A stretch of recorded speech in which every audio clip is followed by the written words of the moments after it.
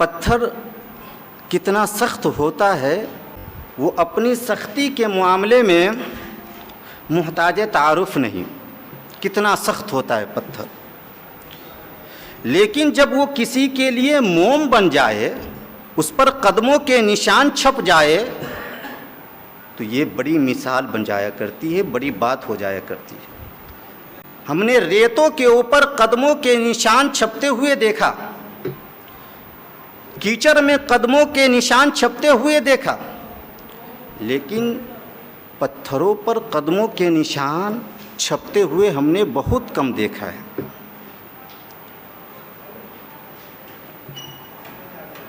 وہ پتھر جسے جنتی پتھر کہا جاتا ہے، جس پر کھڑے ہو کر حضرت ابراہیم علیہ السلام تعمیر کعبہ کر رہے تھے، دیوار کعبہ کو جوڑ رہے تھے، برکت دیکھیے کہ جیسے جیسے دیوار بڑھ رہی تھی، اونچی ہو رہی تھی، وہ پتھر بھی خود بخود اونچا ہو رہا تھا۔ سبحان اللہ، بھاڑے کی کوئی ضرورت ہی نہیں تھی، وہ پتھر خود بخود اونچا ہو رہا تھا۔ اور جب اس نے دیکھا کہ مجھ پر کوئی اور سوار نہیں ہے، رب کا خلیل سوار ہے، تو پھر محبت میں موم ہو گیا۔ حضرت ابراہیم علیہ السلام کے دونوں قدموں کے نشان اس پر چھپ گئے، اتنا موم ہوا کہ دونوں قدموں کے نشان اس پر چھپ گئے۔ رب کو پتھر کا موم ہونا، اپنی محبت کا اظہار کرنا، اپنی وفاداری کو دکھانا اتنا پسند آ گیا کہ اللہ نے اسے امت محمدیہ کے لیے مسلح بنا دیا۔ یعنی رب کے کہنے کا منشا یہ ہے کہ اے میرے بندو، نماز تو تم میرے لیے پڑھو، لیکن نماز میں جب سجدہ کرو تو سجدہ کرتے وقت اپنی پیشانی کو اس پتھر کے سامنے رکھو جس نے میرے خلیل کے قدموں کے نشان کو اپنے سر پر اٹھائے رکھا ہے، تاکہ اس پتھر کی وفاداری کی یاد تازہ ہو جائے۔ سبحان۔ اسی طرح حجر اسود، یہ بھی جنتی پتھر ہے، اس کو حجاج کرام چوما کرتے ہیں۔ حجر اسود کو چومنا یہ ہمارے نبی کی سنت ہے۔ سبحان اللہ، ہمارے نبی کی سنت ہے۔ رب کو اپنے محبوب کا یہ عمل اتنا پسند آیا کہ جملہ حجاج کرام کے لیے یہ سنت بن گیا کہ وہ بھی حجر اسود کو بوسہ دیا کرے تاکہ رب کے محبوب کی یاد تازہ ہو جائے۔ سبحان اللہ۔ پتھروں کو چومنا یہ بہت بڑی بات ہوتی ہے صاحب ایمان کے لیے، لیکن مسلمانوں، جس پتھر کو چومنے کا حکم ہو رہا ہے یہ کوئی اور پتھر نہیں ہے، یہ وہ پتھر ہے جو جنت سے آیا ہے اور جو نبی کریم پر درود و سلام بھی پڑھا کرتا تھا۔ سبحان اللہ۔ دور جاہلیت میں کعبے کے اندر 360 پتھر رکھے ہوئے تھے، بت رکھے ہوئے تھے۔ جب فتح مکہ ہوا تو پیغمبر اسلام نے سارے کو باہر ڈلوا دیا، باہر نکالو، باہر نکالو۔ اسی میں ایک پتھر حجر اسود بھی تھا جو پہلے سے تھا، حضور نے اسے محفوظ رکھا اور آج تک وہ پتھر محفوظ ہے۔ کیوں؟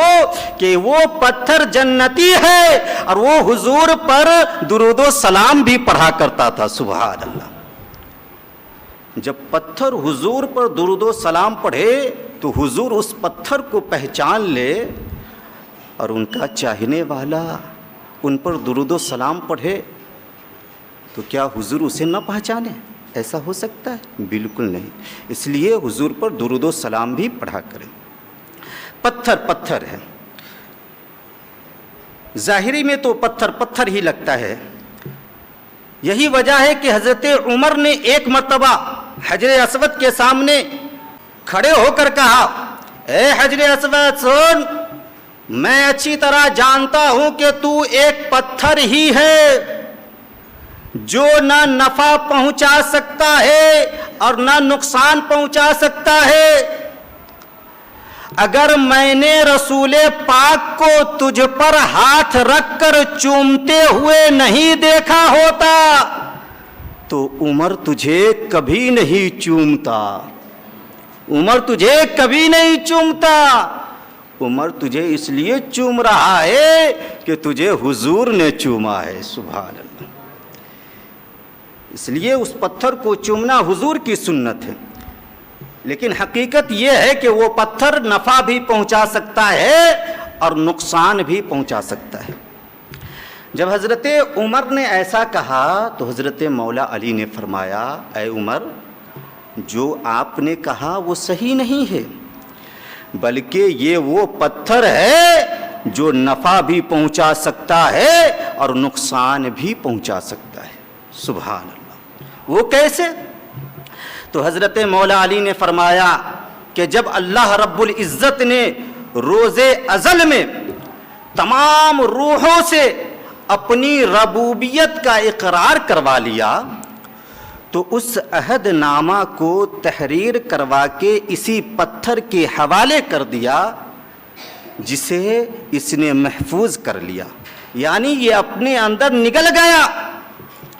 اب بروز قیامت جب یہ پتھر اٹھایا جائے گا تو اس کی 2 آنکھیں ہوگی، 2 ہونٹ ہوگی، 1 زباں ہوگی۔ یہ پتھر ایمان والوں کے ایمان کی بھی گواہی دے گا اور انکار کرنے والوں کے انکار کی بھی گواہی دے گا۔ تو اس طرح یہ پتھر صاحب ایمان کو فائدہ پہنچائے گا، جو ایمان والا نہیں ہے اسے نقصان پہنچائے گا، اسے نقصان پہنچائے گا۔ تو حضرت عمر نے کہا، اے علی، خدا مجھے اس زمین میں باقی نہ رکھے جس میں علی موجود نہ ہو، جس میں تم موجود نہ ہو۔ تو حج و عمرہ کے اندر جتنے بھی ارکان ہیں وہ کسی نہ کسی کی سنت ہے، اور ہر سنت اس شخصیت کی یاد کو تازہ کرتی ہے۔